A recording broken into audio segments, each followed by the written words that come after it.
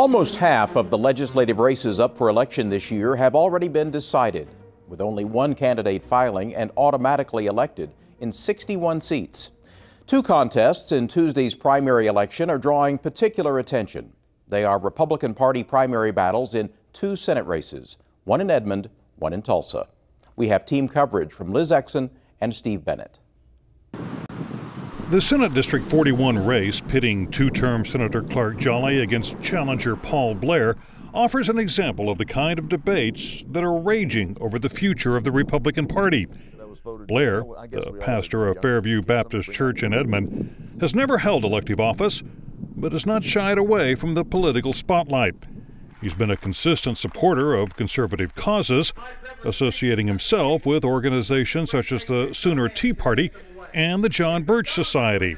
The John Birch Society is a wonderful source of information and activism for people that need to know the truth about America's incredible heritage, about the foundation of the Constitution, and the necessity of us to return to constitutional government here in America. Jolly, who has served in the Senate since 2004, is also touting his conservative credentials in a series of campaign ads. I've done my best to be a conservative in the way I govern. I've been cutting taxes, I've been leading on pro-life, I've been creating jobs, I've been fighting against ballooned budgets, and I've been doing everything I can to protect our families from those who would harm us. Jolly says Republican control of the legislature has resulted in Oklahoma moving in the right direction.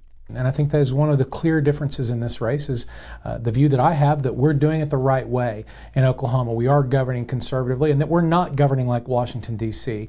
That's been the message that we've been promoting, and we're very firm in our belief about it. Blair takes a different view, citing a report from the conservative Oklahoma Council of Public Affairs, which claims that total government spending under Republican leadership has risen significantly. We've actually increased state spending by over $600 million in the last 2 years. We actually tried to pass a middle-class tax increase. It would have raised taxes on 400,000 middle-class families. As chairman of the Senate Appropriations Committee, Jolly was a key player in negotiations to cut the state's personal income tax, an effort which failed when the House and Senate could not reach agreement on a plan in the closing days of the legislative session. But I don't think it's a failure of the legislature, although we did have a plan and the House failed to give it a hearing. Regrettably about that, it would have been $310 to $350 million worth of tax relief for Oklahomans, but we live to fight another day. For Blair, the failure to cut the state's personal income tax and increases in state spending are examples of the ineffectiveness of current Republican leadership. For 2 years, we've had the car keys and we've had the checkbook and we've been in charge, and the Democrats can't stop us. We could accomplish anything on our platform that we chose to accomplish. But what have we accomplished? Nothing. Jolly sees it differently, pointing to a list of accomplishments from the 2012 legislative session. We passed the Roads and Bridges plan to make sure that all of the deficient bridges are completely repaired by the end of this decade. We funded the Pinnacle plan to make sure the Department of Human Services took care of the Children Welfare Division to make sure that we're seeing less tragic outcomes in DHS. We funded the Oklahoma Highway Patrol Academy to make sure that the troop strength numbers were increasing. Both candidates are also trying to burnish their conservative credentials through opposition to the federal Affordable Care Act. States do a better job of managing it than does the federal government. The more close you are to the people, the better job you do. Oklahoma is recognized as being one of the most efficient states in the way we administered Medicaid. I would much rather see Oklahoma try to figure out an Oklahoma solution than for any type of a federal government mandate to come down and force a way of life on us that we're not ready to accept. Blair argues the state should do everything in its power to fight the health care law and believes the Supreme Court will overturn it. As for what he would like to see in its place, I wouldn't replace the Federal Health Care Act with anything. We've got to get business. The reason we've got some of the problems we've got is government gets more and more involved.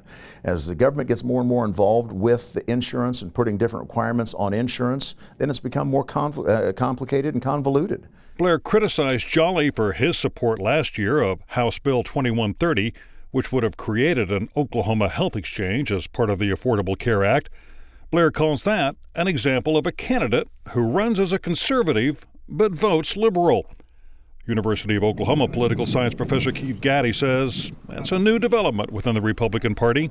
In this race and a few other races around the state, you never expected to see a candidate like Clark Jolly being accused of being liberal. And it really is a good indication of just how much the Republican Party primary has gotten anchored in a debate over who can be the most conservative. Another high-profile race is the battle for Senate District 39 in Tulsa. Liz Exon has more on that contest.